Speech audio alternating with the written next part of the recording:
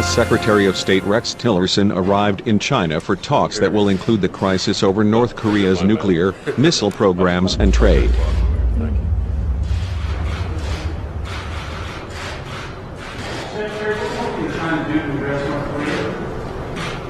We'll talk about that on my visit. I want to welcome Vice Premier Liu, the State Department. Pleased to have her with us today. And I'm pleased to have Secretary DeVos, who will be deeply involved in social and people-to-people dialogue that we'll be having today. So welcome to both of them. Thank you.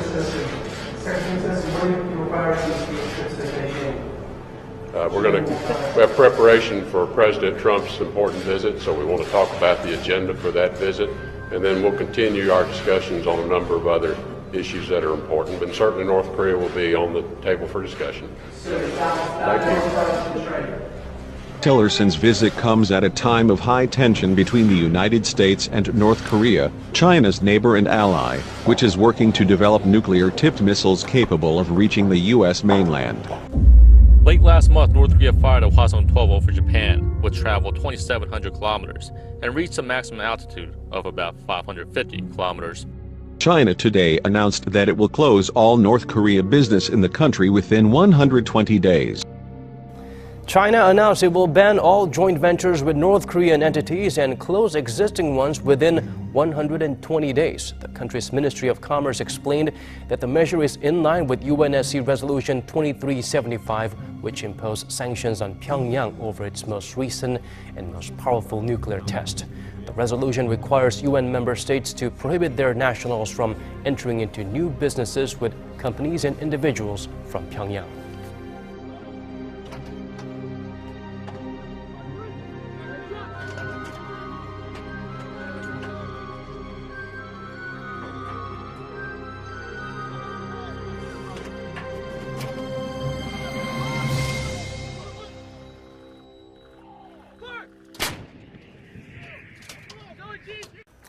South Korea held its annual Armed Forces Day at an earlier date this year. President Moon Jae-in emphasized the need for a strong military deterrent in his maiden speech to the brave men and women present at the event. Moon Gun-young has our top story.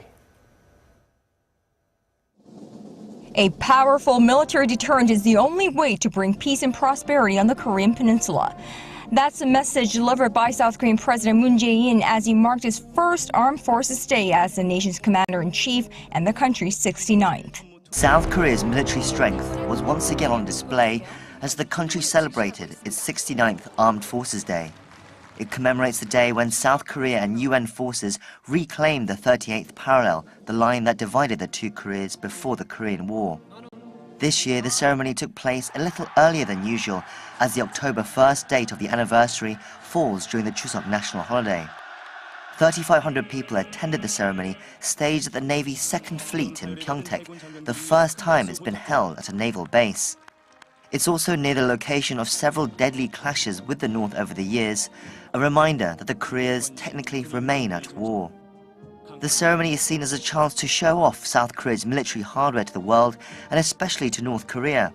In light of Pyongyang's recent provocations, Seoul was also keen to emphasize its own ballistic missile capabilities. On show were several weapons from the Kill Chain Deterrence Plan, which targets North Korea's key nuclear bases in the case of an attack. It includes the Hyunmoo-3 cruise missile and the Hyunmoo-2 ballistic missile, which recently had its range extended to 800 kilometers and was tested earlier this month in a show of force after one of Pyongyang's ballistic missile tests. To display the strong alliance with the U.S. military, General Vincent Brooks of the U.S. Forces Korea was awarded the Tongil Medal, South Korea's top national security merit, for his dedicated service, the first time a U.S. commander in Korea has been recognized for Armed Forces Day. Moon Jae-in had emphasized his priority for pursuing a peaceful solution, but with the current tensions on the peninsula, the president recognized the importance of Armed Forces Day as a show of the country's military readiness.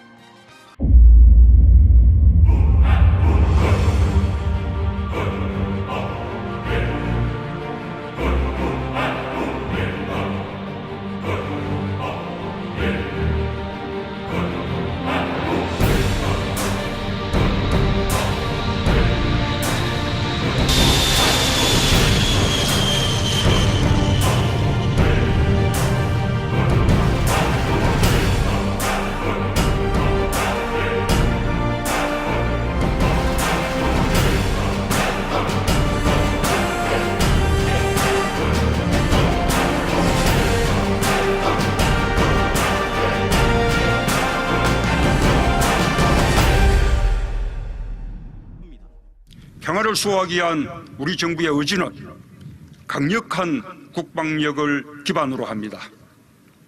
무모한 도발에는 강력한 응징으로 맞설 것입니다. 강한 안보 없이는 평화를 지킬 수도, 평화를 만들어갈 수도 없습니다.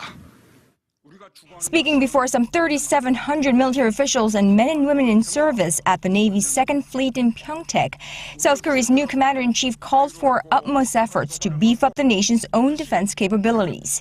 That includes the kill chain preemptive strike system, the Korean air and missile defense, and the Korean massive punishment and retaliation plan. 더불어 한미 연합 방위 능력도 강화해야 합니다. 한미 동맹의 확장 억제력이 실효적으로 발휘되어야 북한의 핵 도발을 원천적으로 억제할 수 있습니다. That joint deterrence, however, must be led by the South Korean military. President Moon highlighted the need to bring back wartime operation control, or OPCON, of its own armed forces at an early date. 우리가 전시작전권을 가져야 북한이 우리를 더 두려워하고 국민은 군을 더 신뢰하게 될 것입니다. South Korea was originally scheduled to take back the wartime OPCON of its military from the U.S. at the end of 2015, but the transfer was delayed indefinitely under the former Park Geun-hye administration, which cited a need to further develop the country's own defense capabilities first. 나는 우리 군이 그럴 능력을 갖추고 있다고 믿습니다. 나는 국민과 함께 우리 군을 신뢰합니다.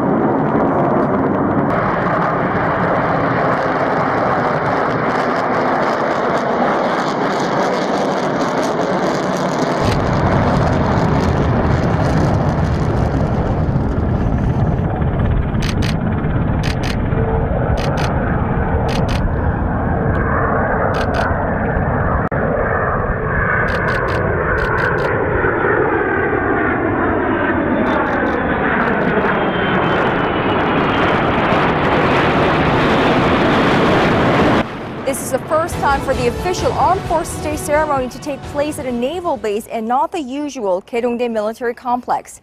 The Blue House explains the sizable venue was chosen by the president himself to accommodate all three branches of his military and reflects his resolve for a balanced growth of all three, the Army, the Navy, and the Air Force.